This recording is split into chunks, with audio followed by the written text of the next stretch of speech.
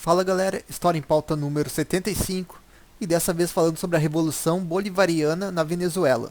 Só lembrando, quem gostou clica no gostei, compartilha e se inscreva no nosso canal aqui no YouTube. Fica agora com o vídeo.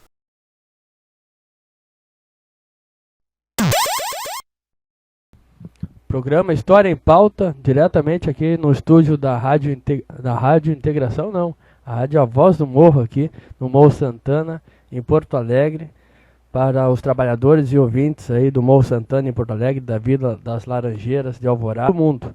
Programa História em Pauta número 75. Hoje vamos abordar um pouco da Revolução Bolivariana na Venezuela, com o convidado Mozão.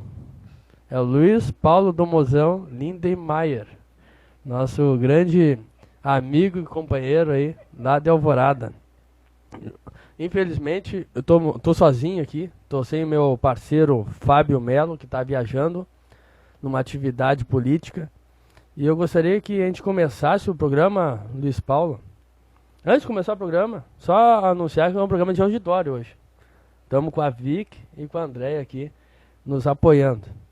E gostaria, Luiz Paulo, que tu se apresentasse para os nossos ouvintes. Bom dia, boa tarde aí. Sou o Luiz Paulo, Mozão aqui é uma brincadeira que a minha namorada gosta de roubar o celular e trocar o nome das pessoas. Sou o Luiz Paulo, sou morador de Alvorada, trabalhador na área de desenvolvimento de software, já fazem 5 anos. Sou curioso na área de história. Leitor de história, leitor de filosofia. É isso aí. Bom, tu teve presente aí, só para os nossos ouvintes conhecerem um pouco melhor, tu participou de um grande fato histórico em Alvorada, que foi no dia 7 de setembro. Explique para nós aí o que aconteceu, qual foi tua participação. No dia 7 último, os professores e alunos de Alvorada se organizaram, alguns professores e alunos de Alvorada se organizaram para fazer uma manifestação decorrente da precarização do ensino público que está acontecendo no Rio Grande do Sul agora. A gente teve lá a ideia inicial de participar do desfile e acabou que a gente optou por fazer um protesto na frente do palanque, onde estava o prefeito, os secretários todos lá. O que aconteceu foi um ato de tentativa de repressão rasteira, suja, por parte da prefeitura, que mandou os próprios CCs deles para tentar silenciar a nossa voz, usou o sistema de som o tempo todo, ficou propagando mentiras lá, dizendo que a Alvorada estava tudo ok, tudo certo. E inclusive mandando os CCs agredir companheiros nossos lá e xingar e faltar o respeito com alunas, com crianças que estavam lá com a gente, protestando pelo jeito dos professores delas, com xingamentos até machistas e homofóbicos, chamando os professores de viados e chamando as alunas de vagabundas. Então é uma completa falta de respeito de uma pessoa que acha que política se faz só indo lá, votando e depois aceitando as coisas como elas são. É um ato de completo do pior e mais rasteiro conservadorismo. Não deixa de ser isso. E só alertando aí para os nossos ouvintes que esse programa é produzido aí pelo Grupo de Estudo Americanista Cipriano Barata, que é coordenado aí por 3 pessoas, que é eu, o Fábio e o professor Felipe. Só alertando as pessoas que quando se fala que a criminalidade de Alvorada é só entre traficantes, é a superfície. Porque muitas vezes a violência é estimulada pelo poder político da cidade. E nesse dia 7 a gente teve uma prova concreta disso, onde um próprio diretor do gabinete do prefeito agrediu fisicamente um manifestante. Mas vamos começar agora falando sobre o nosso assunto de hoje, sobre a Revolução Bolivariana na Venezuela. Qual é a relevância do petróleo nessa história toda aí? É verdade, Luiz, é verdade que Venezuela é um país petroleiro? Ainda após a Revolução Bolivariana, continua um país dependente? A relevância do petróleo total. A Venezuela era um país agrário, que depois que foi descoberta a maior reserva de petróleo do mundo no solo venezuelano, passou a ser um alvo de exploração dos países centrais do capitalismo, uma exploração absurda, né? E sempre brigando pela própria soberania nacional, em contraposição a esses ataques que sempre sofreu, né? O que aconteceu foi que depois da eleição do Maduro em 99, se tentou buscar essa soberania aí, que na prática sofreu diversas tentativas de impedimento por parte da oposição teleguiada da direita venezuelana,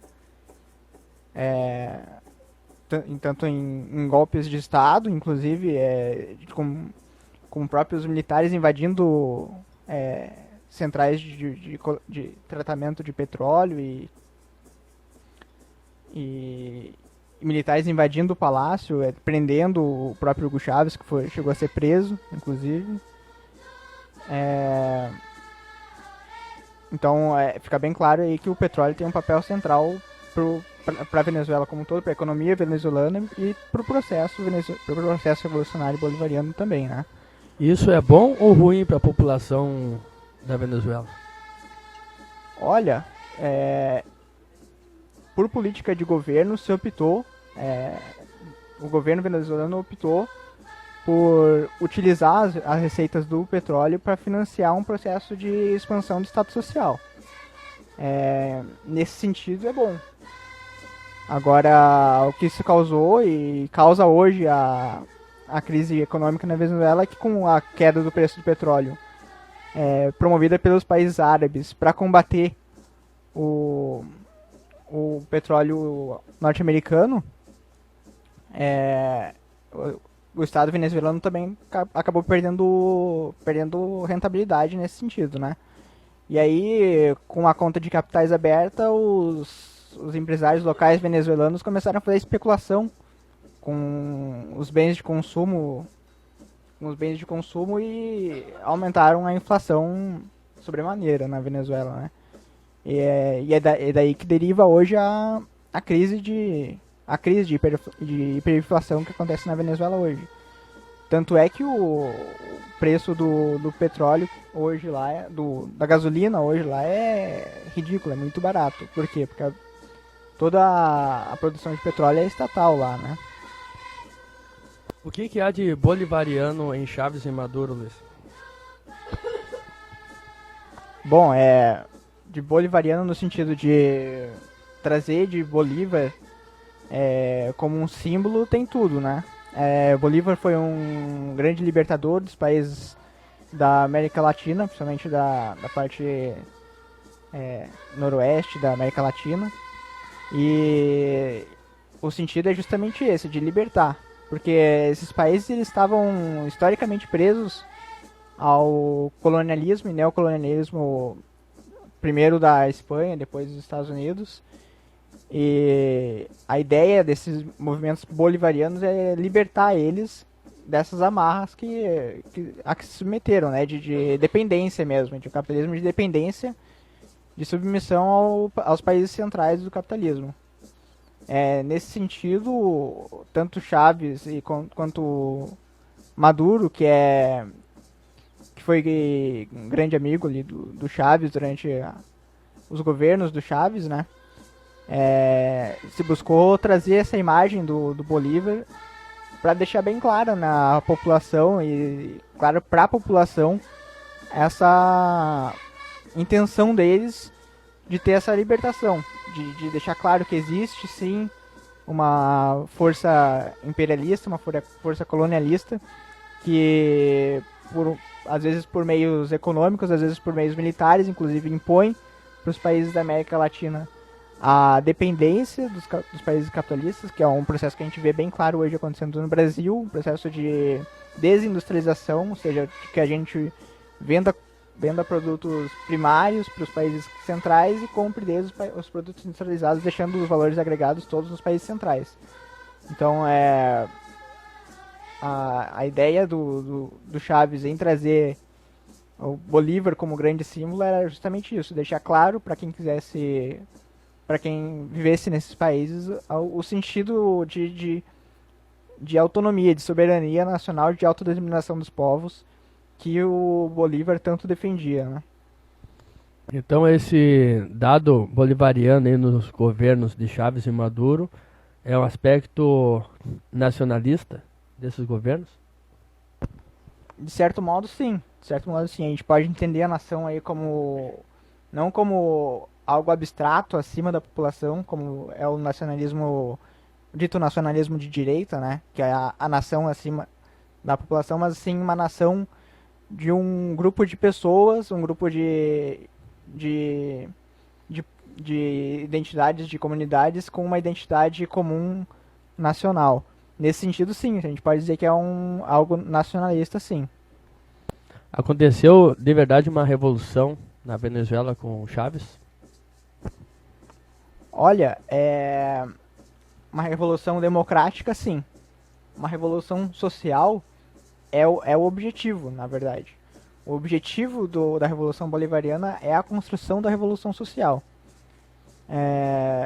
Então, o que acontece na Venezuela, e não só na Venezuela, no Equador também aconteceu a Revolução Cidadana no Equador. É justamente isso, uma revolução democrática. Por meio das vias democráticas, esses partidos de cunho popular, com um forte apelo popular de esquerda, eles chegam ao poder e reformulam o Estado para justamente adquirir essa soberania nacional, que de certa forma é sim uma revolução, se for comparar com o que se tinha antes na Venezuela, né?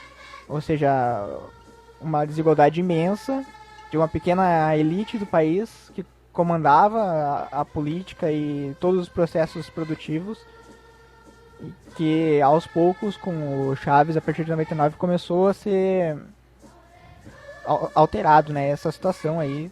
Tanto é que rapidamente a Venezuela teve um grande crescimento, não só em qualidade de vida para a população, mas também em riqueza, né, em distribuição da riqueza. Então é falso chamar esses movimentos bolivarianos de socialistas? Não é falso. Não é falso no sentido de que eles promoveram de fato um maior controle dos trabalhadores sobre os seus meios de sobrevivência, né? Sobre os meios de produção e reprodução da vida.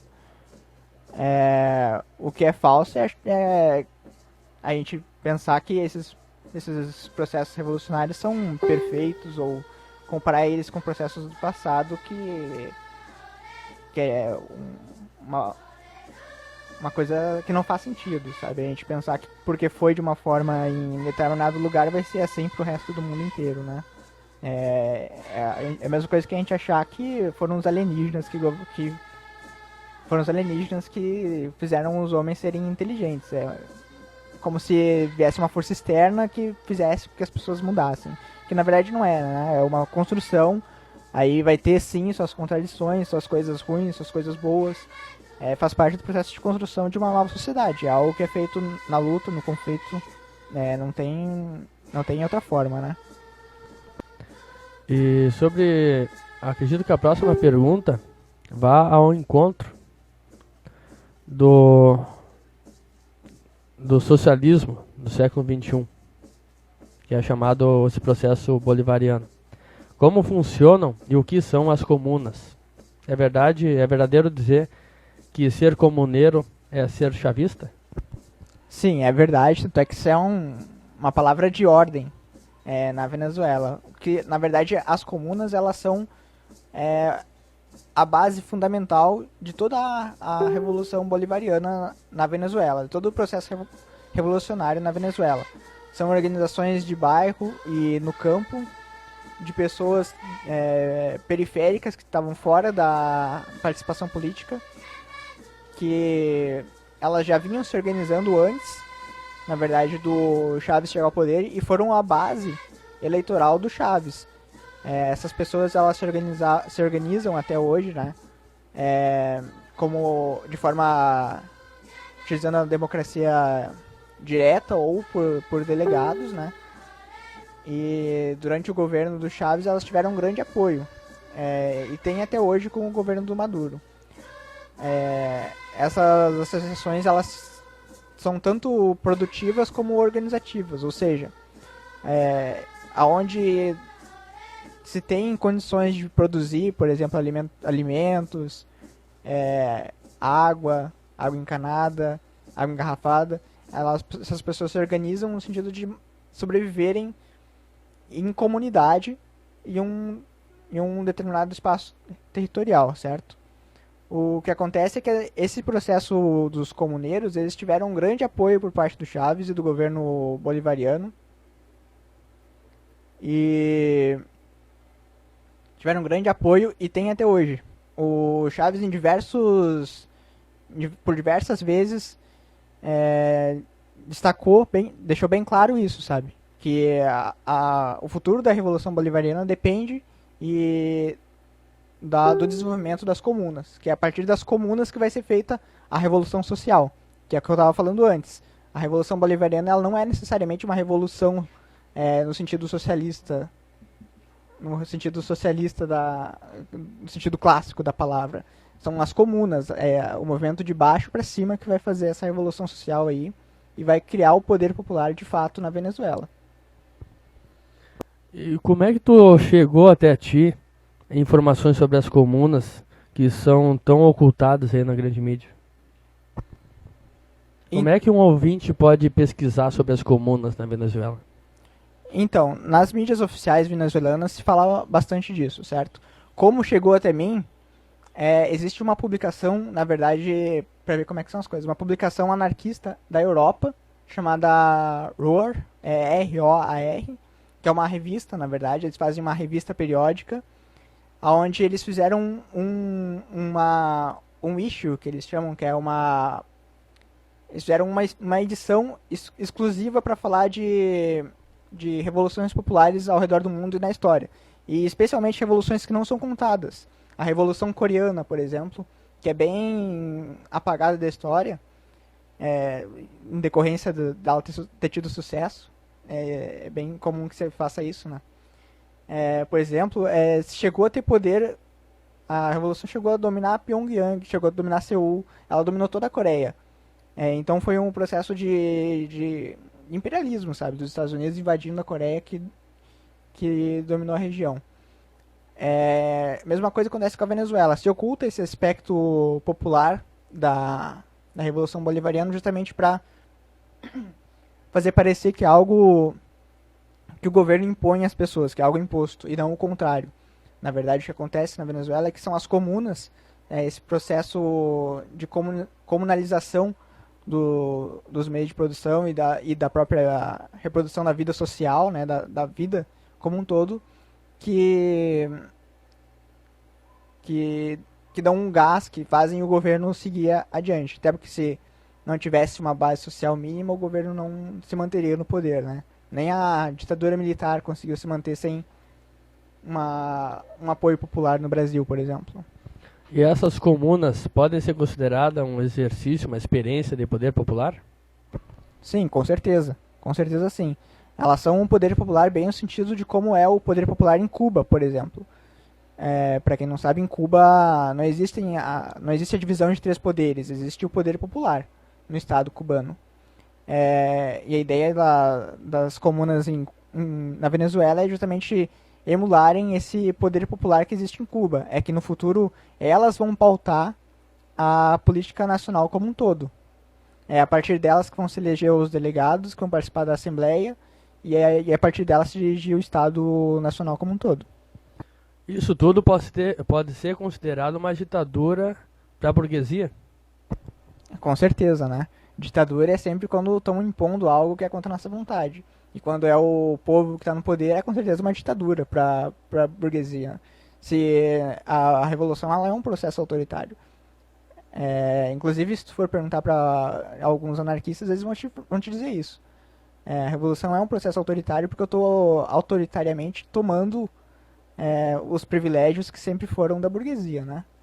Então, não tem como a gente fugir dessa acusação de ditadura. Vai ser sempre autoritário um processo revolucionário para quem tá perdendo os privilégios, né? Tanto é que falam feminazi, por exemplo. Por que eles comparam feministas com nazistas? Que é um absurdo completo. Eles falam isso justamente porque estão perdendo os privilégios deles na sociedade, né? Então, para eles é uma imposição mesmo, é uma ditadura. Então responde aí para os nossos ouvintes. Há uma ditadura na Venezuela? Qual a tua opinião? Há sim uma ditadura, mas é uma ditadura do povo. Uma ditadura do povo combatida pela direita. A maior parte dos protestos que a gente vê por aí são pessoas da direita, em bairros de direita, usando táticas black bloc, por exemplo, que a gente vê os anarquistas usando no Brasil. Eles usam táticas black bloc lá. Então, dá pra gente ter essa noção de combate social sendo feito na sociedade, né?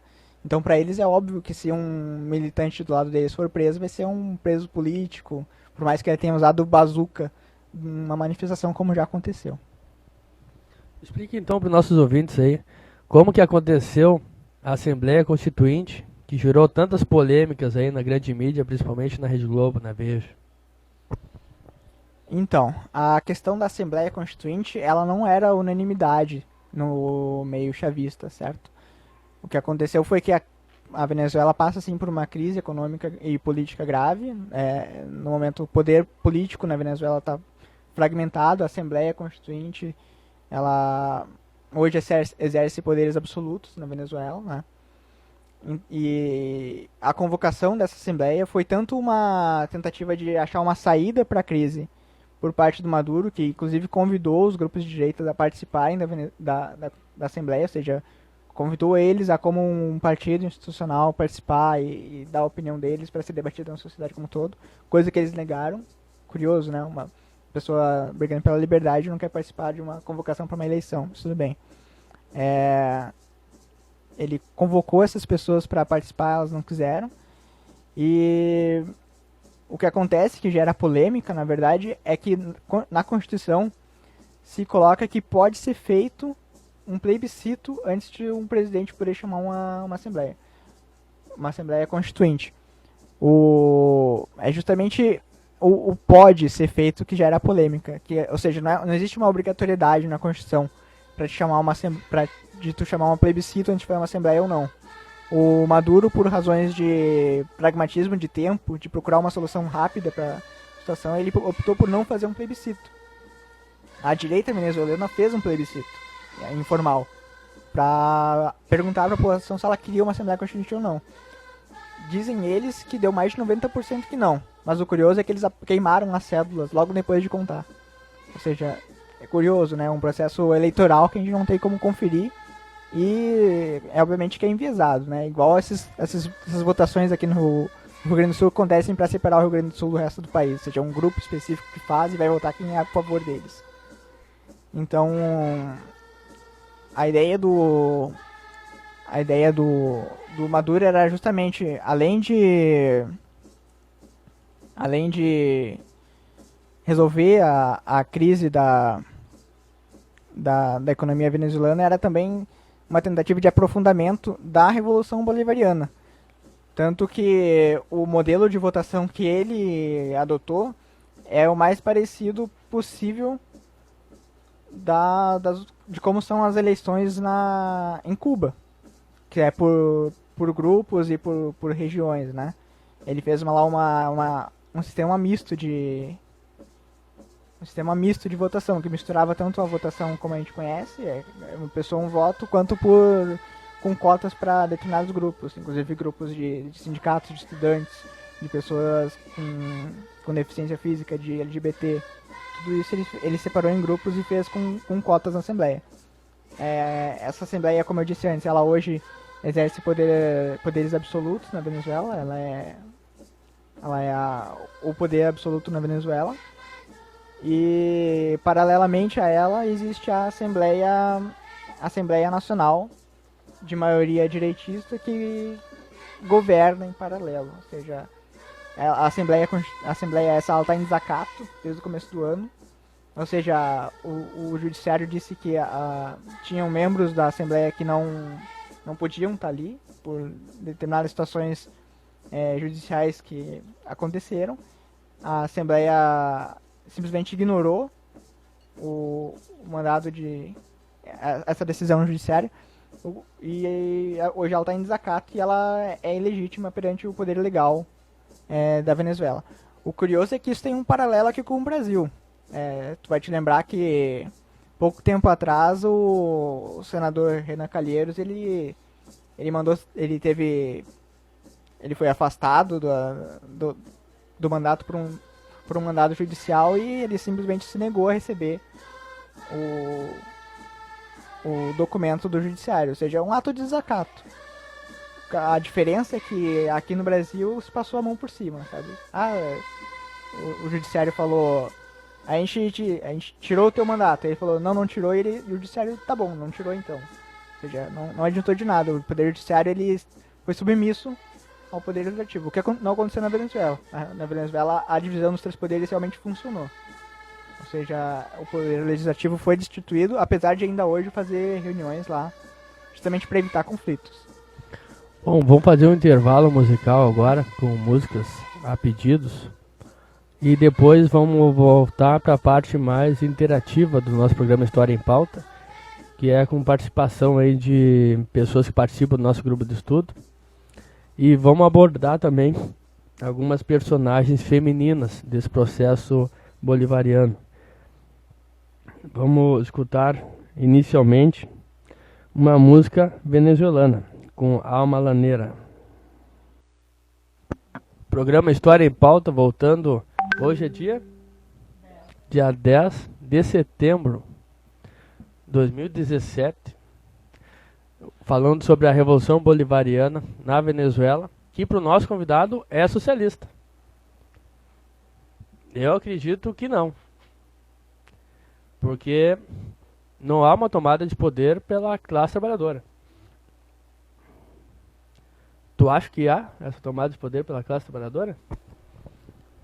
Até certo ponto, sim. O que a gente tem que entender é que justamente existe uma vanguarda popular lá ligada ao chavismo que tem esse poder de fazer e trabalha para essa transição acontecer de fato, né? Como eu estava explicando no bloco anterior, tem um processo de fortalecimento das comunas, que é o poder popular regional, dividido. Esse poder ele é dividido com as pessoas e tem uma inserção das pessoas no poder político. Tem que entender que até a eleição do Hugo Chávez, a população ela ficava à margem do processo político, completamente à margem. Como é aqui no Brasil hoje. A população ela é à margem do processo político. Ela vê o que vê e para ela é um bando de ladrão, um bando de corrupto e todo mundo é igual, né? Então o que acontece lá é justamente esse processo de transição para uma população politicamente ativa, que tenha o poder popular mesmo, sabe? O poder político nas próprias mãos para fazer essa transição. E é justamente por isso que o Chávez dizia, que as comunas, o poder popular, eles são a chave para o sucesso da Revolução Bolivariana. Vamos fazer um ataque agora de pergunta dos nossos aliados, nossos companheiros e amigos. Pergunta do Rodrigo, aqui da Rádio A Voz do Morro. O que é verdade e mentira do que sai na Rede Globo sobre o processo venezuelano? Bom, essa pergunta aí, ela daria um programa inteiro só pra ela, né, cara? O que tem o que acontece é o seguinte: é uma guerra de discursos. É uma guerra de discursos, é uma guerra ideológica, pela hegemonia ideológica. Tem grupos ligados a setores de direita, setores conservadores, ligados ao imperialismo, ao grande capital, que tem interesse em perpetuar a imagem de que a Venezuela é um caos, que a Venezuela é uma ditadura, assim como falam de Cuba, que Cuba é uma ditadura, que se matava criancinhas, como diziam que na União Soviética se comia criancinhas. Então, o que tem de verdade, o que tem de mentira, bom, um pouco de verdade até talvez a gente possa tirar. Por exemplo, Existiu uma Assembleia Constituinte na Venezuela? Existiu de fato. Agora, não se fala, por exemplo, do poder popular das comunas, que é uma questão central para se entender o processo revolucionário venezuelano. Não se fala da violência por parte dos caras da direita, né, nos protestos, violência desproporcional, uma milícia mesmo que se armou, né? Eles usam armas militares, bombas militares, tudo isso fornecido de maneira escusa. Então existe sim uma guerra ideológica acontecendo e faz parte do contexto da luta de classes isso. Um aspecto bem marcante disso é que recentemente se não me engano, o diretor da CIA, em uma conferência no México, falou sobre a importância do México e da Colômbia na intervenção no processo político venezuelano. Ou seja, não é mais algo que seja completamente escondido, é as luzes acesas. O que acontece é que tem uma maré de informações sobre as pessoas e aí realmente fica difícil de escolher o que é verdade e o que é mentira. E que geralmente o que passa na grande mídia, que tem um poder econômico do lado, é o que fica como verdade, né? A mentira repetida 1000 vezes acaba sendo verdade. Bom, e a próxima participação de um companheiro nosso do grupo de estudo é do próprio Luiz Paulo do Mozão Lindenmayer. Ele perguntou no grupo no Facebook: estão acompanhando o caso de Luiz Ortega na Venezuela? O que acham? Confiam no Maduro ou acham que as acusações dela têm fundamento? Como é que tu responderia a tua própria pergunta, Luiz Paulo? Bom, aqui se passaram, acho que essa pergunta no dia 23 de agosto, o último. De lá pra cá, qual foi a minha posição? De tentar ler as notícias e acompanhar os fatos de maneira mais isenta possível. Então, a Luiz Ortega, ela teve no Brasil, teve em diversos outros países da América Latina. Ela fez acusações com o governo Maduro de envolvimento de corrupção com a Odebrecht, que é uma corrupção que se dissemina por toda a América Latina, Colômbia, Peru, todos têm acusações de envolvimento com a Odebrecht. O que aconteceu? A própria Odebrecht disse que não tinha feito pagamento de propina para membros do governo venezuelano, isso em delações, sabe? Não foi em nota oficial da empresa, foi em delações. Eles afirmaram categoricamente que não tinha isso. O que acontece? A Luiz Ortega, ela era de um setor do chavismo que ficou contrário à Assembleia Constituinte. Minha suspeita é que tenha tido um conflito dentro desse grupo e que ela seja uma parte minoritária, porque perdeu e acabou se rebelando contra o resto do grupo. É a minha suspeita nesse sentido. Mas ainda eu tenho que ler mais, deixar os fatos correrem para ter certeza de tudo que está acontecendo, né? E uma outra personagem feminina nesse processo venezuelano é uma pessoa que tu tem muita admiração. Gostaria que tu explicasse para os nossos ouvintes quem é Delcy Rodrigues e quais as razões da tua admiração por ela. A Delcy Rodrigues, até pouco tempo, ela era chanceler, era ministra do exterior da Venezuela. Hoje ela é a figura de maior poder político na Venezuela. Ela é a presidente da Assembleia Constituinte, que é um órgão de poder máximo hoje na Venezuela. Ou seja, ela é quem manda na Venezuela hoje, de fato. É uma mulher.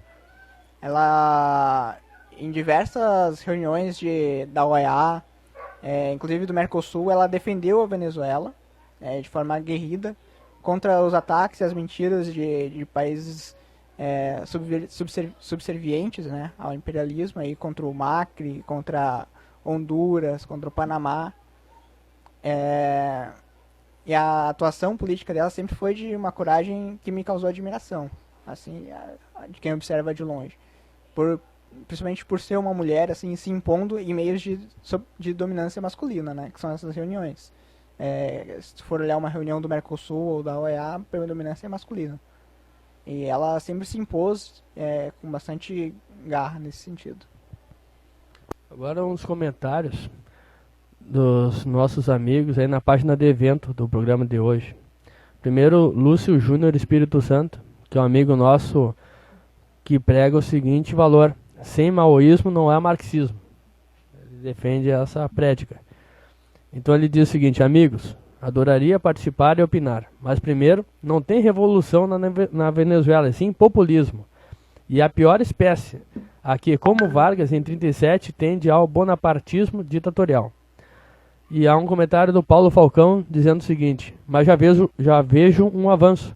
Não estou mais dizendo que é democracia.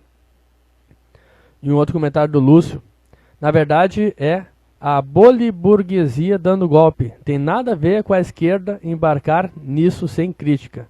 Quais comentários tem a fazer dos nossos dois amigos do GACB, sendo que um é comunista e outro é liberal, e ambos atacando o processo venezuelano? Bom, começando pela fala ali do Lúcio, que falou que a esquerda não tem que embarcar nessa sem crítica, eu estou de acordo com ele. A esquerda tem que ser sim crítica com todo o processo que ela vai defender ou não. Não é um processo, não se trata de idolatria, de acreditar que os processos e as revoluções são perfeitas. Tem que sim se fazer uma crítica. Agora eu discordo ali da leitura do próprio Lúcio no comentário acima, em que ele compara inclusive com... Ele, na verdade, faz uma pequena salada de legumes ali. Ele compara Vargas, ele coloca Napoleão no meio, ou seja, são momentos históricos completamente diferentes, em lugares completamente diferentes. Não vejo muito sentido nisso, mas tudo bem. Primeiro que comparar o processo bolivariano com o que Vargas fez aqui no Brasil é uma sujeira da pior espécie. O que Vargas fez no Brasil foi, na verdade, uma conciliação.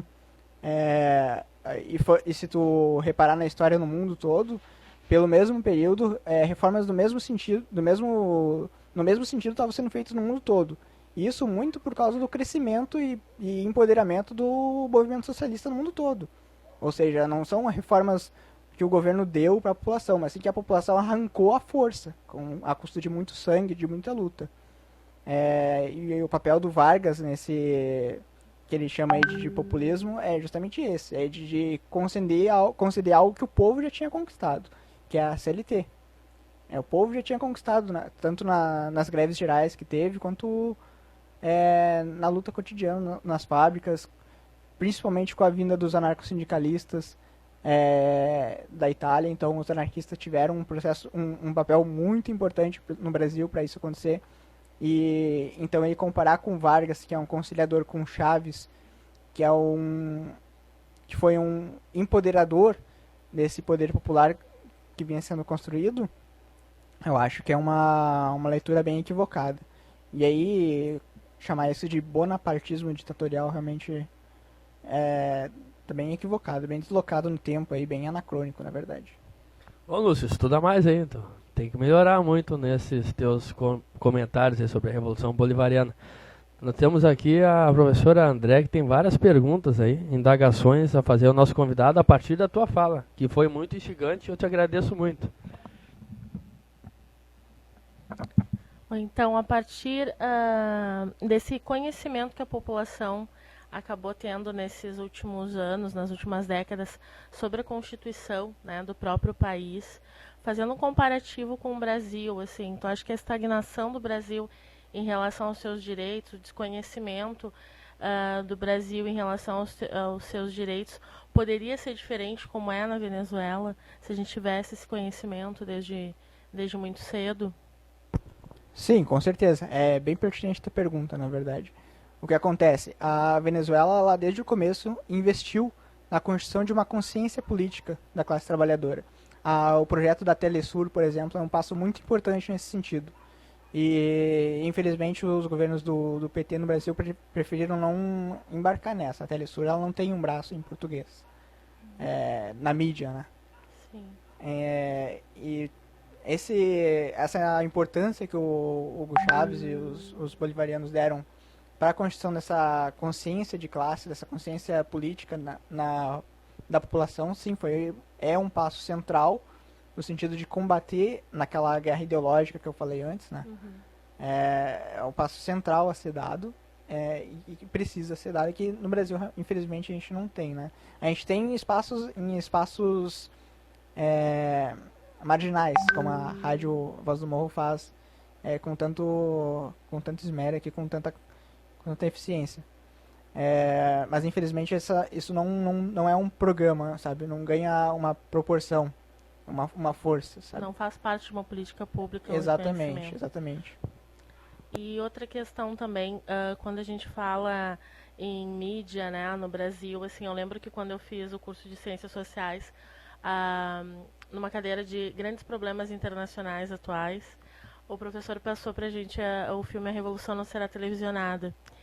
E no final ele pediu as nossas considerações e um dos colegas muito indignado disse: bom, a gente ouviu a versão do Hugo Chávez e agora mostra a outra versão.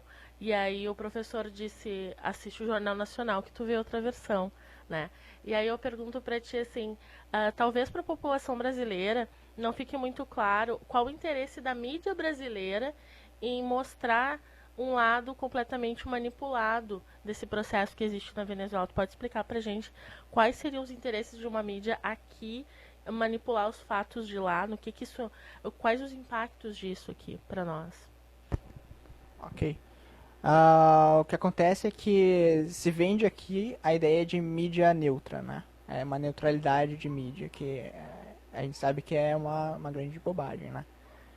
A mídia aqui, ela tem sim interesses claros em manipular não só notícias vindas da Venezuela, como também de Cuba e de todos os países, todos os outros processos revolucionários que a gente tem por aí pelo mundo, justamente no sentido de evitar um espelhamento do que vem acontecendo lá aqui. Existe esse bloqueio, sempre existiu na verdade esse bloqueio de informação mesmo dos países que estão em um enfrentamento contra os países centrais, contra o império, contra o capital, por parte dos outros países, justamente para estancar a sangria. E pegando a frase do Romero Jucá, vamos estancar a sangria. Essa é a intenção, na verdade, que se tem com a mídia. É claro que não é algo...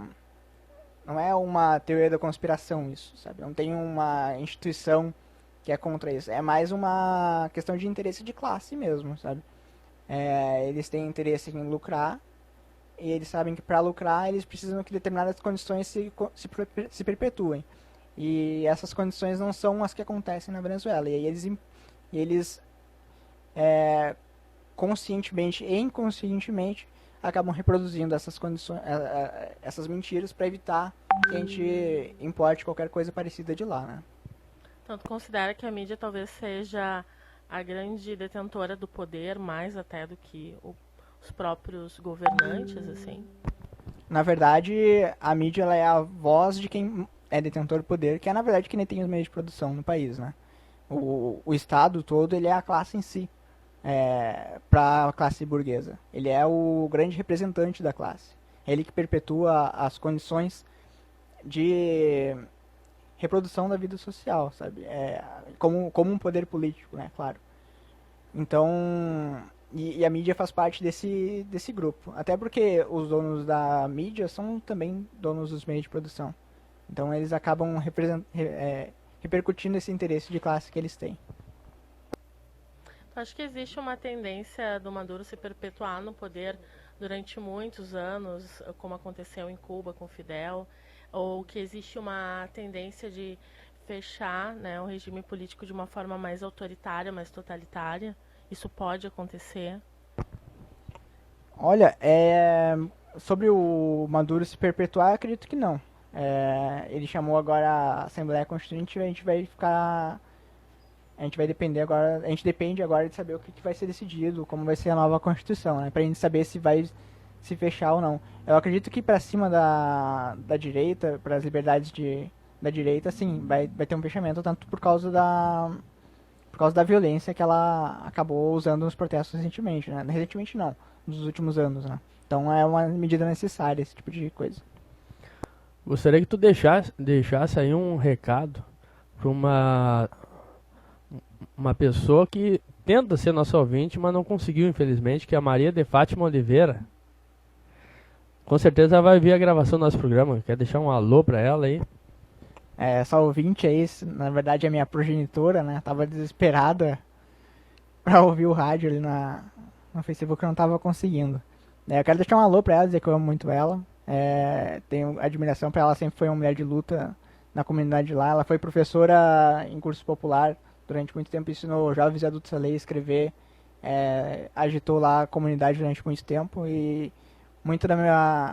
eu peguei muito da minha consciência política, eu peguei dela. Então, os parabéns aí à grande Maria de Fátima, que a sua existência deu grandes frutos, não só para Alvorada, como para todo mundo. Para todo mundo. Bom, eu tenho uma última pergunta a fazer. Gostaria que tu dissesse para nós qual a importância dos moradores aqui, dos arredores do Morro Santana, saberem um pouco sobre isso tudo que tu explicou para nós. Dentro daquele contexto que eu estava falando de luta ideológica, né? O que acontece? Tem uma guerra de discursos em curso, na mídia e no país como um todo, que busca ocultar uma face de um processo próximo nosso. Ou seja, nós também somos latinos, assim como os venezuelanos. Apesar de não termos a questão do petróleo como uma questão central, né? É importante que se conheça para que se ganhe experiência do processo que acontece na Venezuela, para, quem sabe, um dia nós construirmos o nosso também, né? O nosso poder popular no Brasil. Só alertando que em Alvorada há um poder popular que incomoda os caudilhos aristocráticos da elite política do local. A Vicky e André gostariam de fazer uma contribuição, uma despedida, um comentário, uma provocação ao nosso convidado?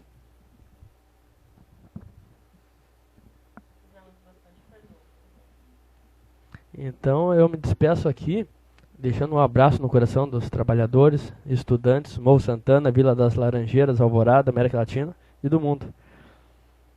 Muito feliz aí por esse aprendizado aí com o nosso grande colega de JCB, porque nosso programa de rádio é uma reunião de estudo, onde o nosso próprio convidado ajudou a produzir. Eu deixo um abraço no coração de todos. Até o próximo domingo. E Luiz, do Mozão, deixa teu recado aí para os nossos ouvintes.